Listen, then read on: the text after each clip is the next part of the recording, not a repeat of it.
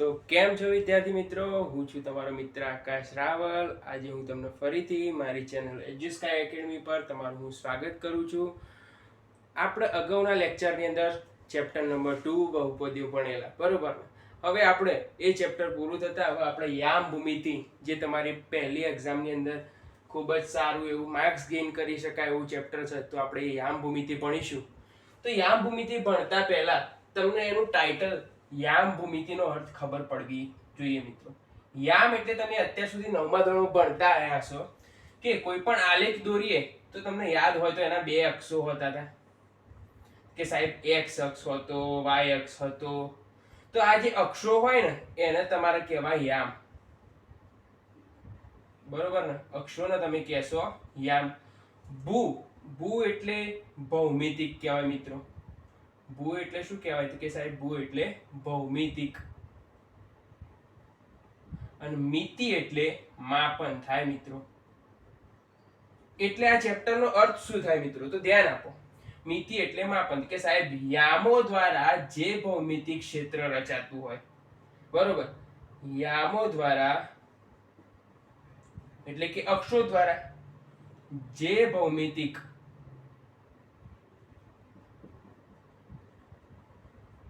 રચના બનતી હોય તેનું આપણે માપન કરવાનું છે, બરોબર મિત્રો. તેનું આપણે માપન કરવાનું છે. તો ધ્યાન આપો, આ જે મેં તમને આગળ મુજબ કીધેલું કે ભાઈ જેમ જેમ સ્વાધ્યાયની અંદર જે જે સૂત્રો આવતા જશે એમ એમ હું લખાવતો જઈશ. તો સ્વાધ્યાય 7.1 ની અંદર ઇમ્પોર્ટન્ટ સૂત્રો છે, એ સૂત્ર અહીંયાથી આપણે શરૂ કરીએ છીએ. તો એ સૂત્રો છે, તો એ ધ્યાન આપો.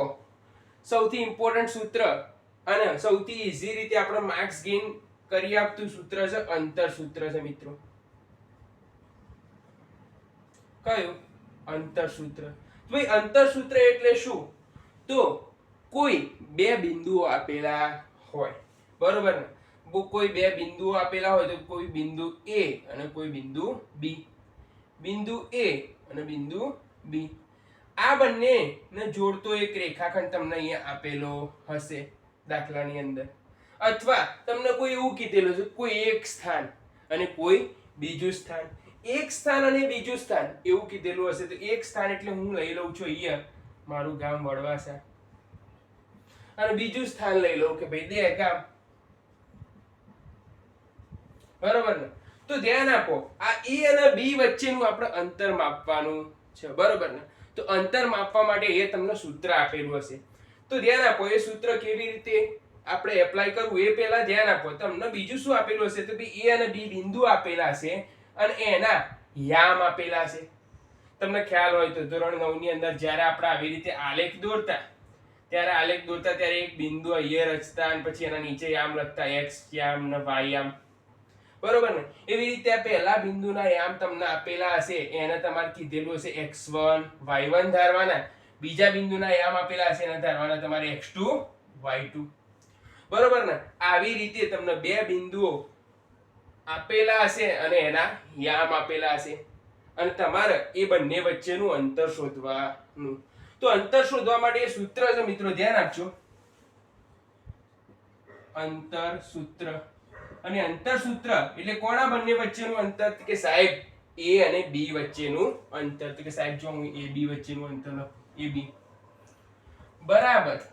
ધ્યાન આપો, એનું સૂત્ર છે અંડર રૂટ. અંડર રૂટ એટલે વર્ગમૂળમાં. તો ધ્યાન આપો, એ સૂત્ર છે x2 - x1 નો સ્ક્વેર વત્તા y2 - y1 નો સ્ક્વેર. આવું અંતર સૂત્ર છે, બરોબર ને? ધ્યાન આપો. હવે ધ્યાન, આને શું છે કે ઈઝી સ્વરૂપમાં, સરળ સ્વરૂપમાં લખવા માટે શું કર્યું? તો સરળ સ્વરૂપમાં લખવા માટે બંને બાજુ વર્ગ લઈ લઈએ. તો ધ્યાન આપો, બંને બાજુ આપણે વર્ગ લઈએ, એનું સરળ સ્વરૂપ બનાવીએ. તો બંને બાજુ વર્ગ લઈ લઈએ. તો જુઓ, આ AB નો વર્ગ લઈ લીધો, પછી x2 - x1 એમનું એમ સૂત્ર હું લખી નાખું, y2 - y1 નો સ્ક્વેર એમનું એમ સૂત્ર લખ્યું, અને આખું જે કૌંસ છે એનો હોલ સ્ક્વેર રચાયો, એટલે વર્ગ વર્ગમૂળ ઉડી ગયા. તો આનું તમારે લખવું હોય સરળ સ્વરૂપ તો એ ab² = x2 - x1 નો સ્ક્વેર, આ તો સ્ક્વેર રહે જ મિત્રો, વત્તા y2 - y1 નો સ્ક્વેર. આ રીતે આનું સરળ સ્વરૂપ લખાયું. હવે ધ્યાન આપો, આ ચેપ્ટર ની અંદર કેવું થશે કે આગળ તમને ત્રિકોણ આપેલા હશે ને એના ત્રિકોણના પ્રકારો શોધવાના હશે, બરોબર ને. હવે ત્રિકોણ આપેલા છે તો ત્રિકોણમાં તમને ખબર હોય તો ત્રિકોણની 3 બાજુઓ હોય અને ત્રણે 3 બાજુના આધારે તમારે પ્રકાર બને છે. તો હવે આપણે ત્રિકોણ જોઈશું અને ત્રિકોણના 3 પ્રકાર વિશે ભણીશું. તેથી મિત્રો આપણે અગાઉ ડિસ્કસ કર્યું કે ભાઈ અંતરસૂત્ર આપણે શોધતા હતા કે કોઈ રેખાખંડ હતા અને રેખાખંડના 2 બિંદુઓ હતા અને 2 બિંદુના યામ પરથી આપણે અંતર શોધ્યું હતું AB, બરોબર. એ જ રીતે અહીંયા કેવું આવશે કે ભાઈ ત્રિકોણ આવશે અને ત્રિકોણના પ્રકાર નક્કી કરવાનું તમને કહેશે. તમને 3 બિંદુના યામ આપેલા હશે અને એના ઉપરથી કે ભાઈ કયો ત્રિકોણ બન્યો એ તમારે નક્કી કરો. તો જોઈએ આપણે મિત્રો કેવી રીતે બનશે. તો જુઓ, અહીંયા બિંદુ A આપેલો છે, બિંદુ B આપેલો છે, બિંદુ C આપેલો છે. તો તમારે શું કરવાનું, અંતરસૂત્રની મદદથી સૌપ્રથમ A, B અને C ના જે યામ હોય એ યામ પરથી AB શોધી લેવાનો. તો AB શોધતા હોય તો એ વખતે આના યામ થઈ જશે x1 y1, બરોબર. B શોધતા હોય તો આના થઈ જશે x2 y2. એટલું યાદ રાખવાનું કે જે અક્ષર પહેલો આવે A આવ્યો તો A ના યામ આપણે x1 y1 લેવાના, B પછી આવે તો x2 y2 લેવાના, બરોબર. તો AB શોધી લો. પછી ધ્યાન આપો, AB મળી જાય પછી શું કરવાનું તો કે સાહેબ એ જ રીતે BC શોધી લો. તો BC વખતે શું થશે તો BC વખતે અહીંયા તમે જોવા જશો તો એ BC વખતે અહીંયા x1 y1 થઈ જવાના આના યામ અને આના યામ થઈ જશે x2 y2. અને ફરીથી પાછું અંતરસૂત્ર મૂકવાનું, અંતરસૂત્રથી BC શોધવાનું. એ જ રીતે આપણે AC શોધી નાખવાનું. AC શોધશો તો ધ્યાન આપો, A ના યામ પછી x1 y1 લેવાના, C ના યામ x2 y2 લઈ અને આ ત્રણે 3 ના અંતરસૂત્ર મદદથી ઉકેલ શોધવાના.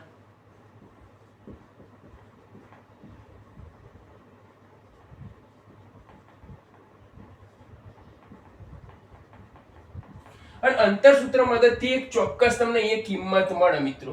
આ કિંમત હોય એ કિંમત જો ત્રણે 3 સરખી આવે કે AB ની કિંમત, BC ની કિંમત અને AC ની કિંમત જો સરખી આવે તો આ જે મળતું ત્રિકોણ હોય મિત્રો, તો આ જે મળતું ત્રિકોણ હોય એ સમબાજુ ત્રિકોણ કહેવાય, બરોબર. બીજું કહેવાય એને સમભુજ ત્રિકોણ.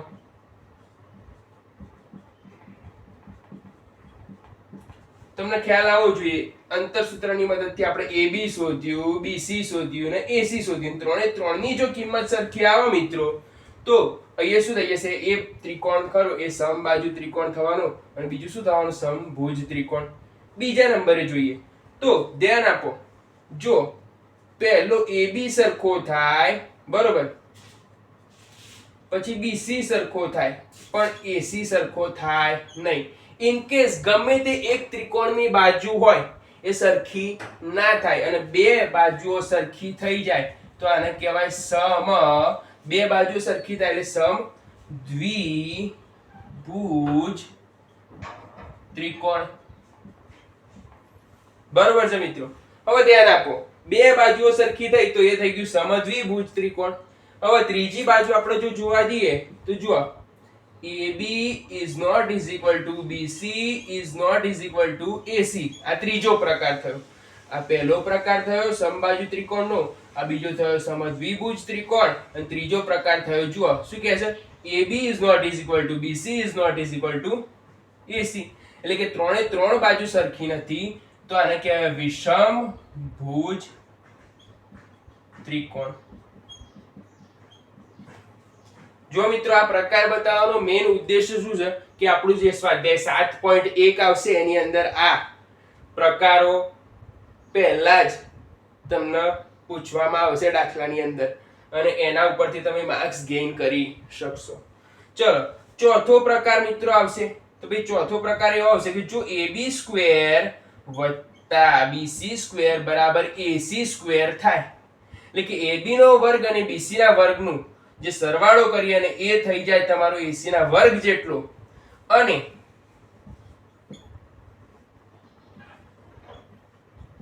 જ્યાં ખૂણો B એ કાટખૂણો હોય તો આ ત્રિકોણને કાટકોણ ત્રિકોણ કહેવાય.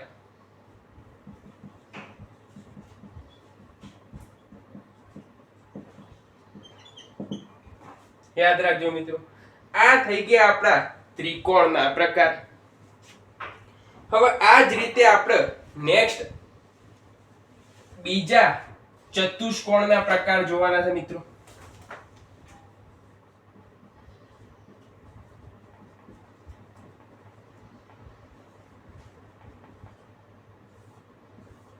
તો ધ્યાન આપો મિત્રો, ચતુષ્કોણના પ્રકારની અંદર કેવું હોય કે અહીંયા ત્રિકોણ આપેલું હતું તો આપણે ત્રણે ત્રણ બાજુ શોધવાની હતી.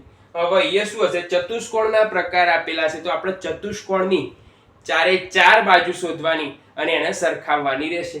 તો ધ્યાન આપો, ચતુષ્કોણની ચારે ચાર બાજુ શોધવા માટે જો આ એક ચતુષ્કોણ બન્યો, ચાર બાજુ વાળો હોય એટલે ચતુષ્કોણ વિચારો મિત્રો. આ એક ચતુષ્કોણ બન્યો. હવે ચતુષ્કોણની અંદર જો A, B, C અને D. એટલે ધ્યાન આપો, બાજુ કઈ કઈ બની કે સાહેબ તમારે અંતરસૂત્રની મદદથી AB શોધવાનું, AB ની કિંમત શોધવાની, પછી અંતરસૂત્રની મદદથી BC ની કિંમત શોધવાની, પછી અંતરસૂત્રની મદદથી CD ની કિંમત અથવા DC ની કિંમત શોધવાની, બરોબર, અને અંતરસૂત્રની મદદથી DA ની કિંમત અથવા AD ની કિંમત એવું કહો તો પણ ચાલે શોધવાની.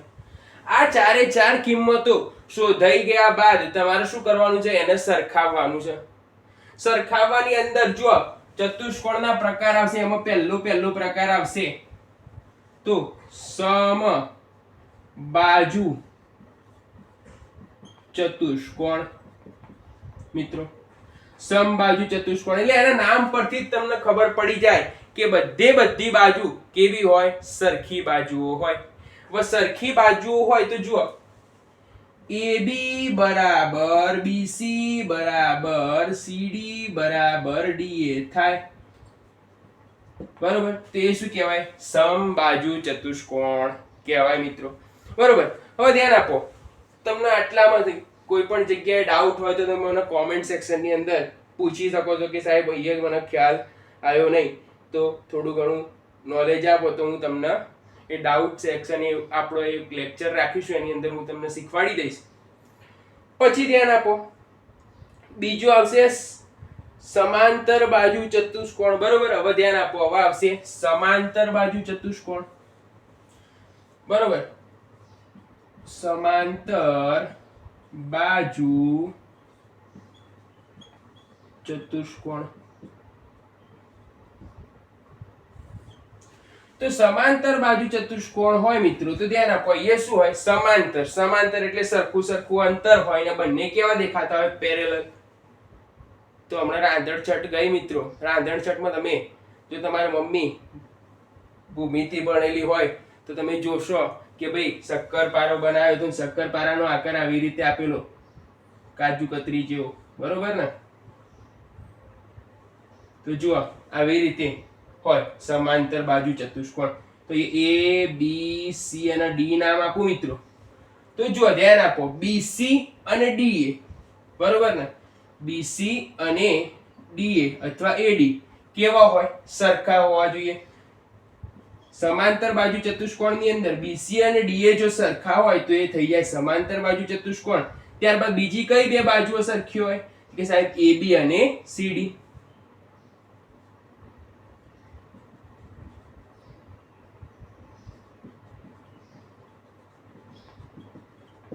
તો શું થાય, આ જે ચતુષ્કોણ રચાયો એ સમાંતર બાજુ ચતુષ્કોણ થાય મિત્રો. ત્યારબાદ આપણે જોવાનું જોઈએ લંબચોરસ ચતુષ્કોણ.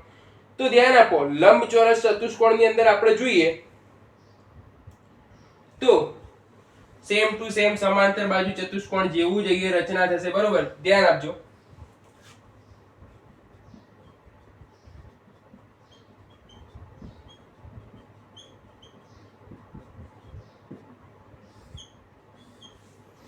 તો અહીંયા જુઓ, લંબચોરસ ચતુષ્કોણની અંદર તમે જોશો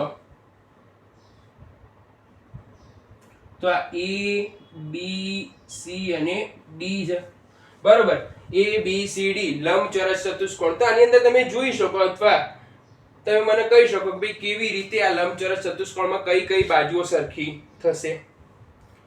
તો જુઓ, પહેલા તો AB અને CD બાજુ સરખી થાય, ત્યારબાદ BC અને AD બાજુ સરખી થાય, અને AC અને BD બાજુ પણ સરખી થાય.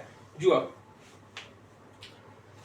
પહેલા તો AB અને CD બાજુ સરખી થવી જોઈએ, જેમ આપણે અહીંયા જોયું એ જ રીતે. પછી બીજી કઈ બાજુ સરખી થવી જોઈએ કે સાહેબ AB અને CD જોઈ લીધી, અને AD અને BC.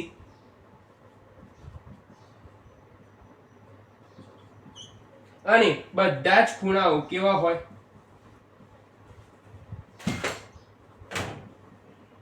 90 ડિગ્રીના હોય. તો આ ચતુષ્કોણ કેવો થવાનો? લંબચોરસ થાય.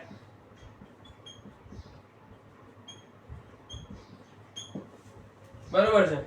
હવે ધ્યાન આપો, તમારે સ્ક્રીનશોટ લઈ લેવો હોય તો લઈ શકો છો. પછી આપણે આગળ સ્વાધ્યાય 7.1 શરૂ કરીશું.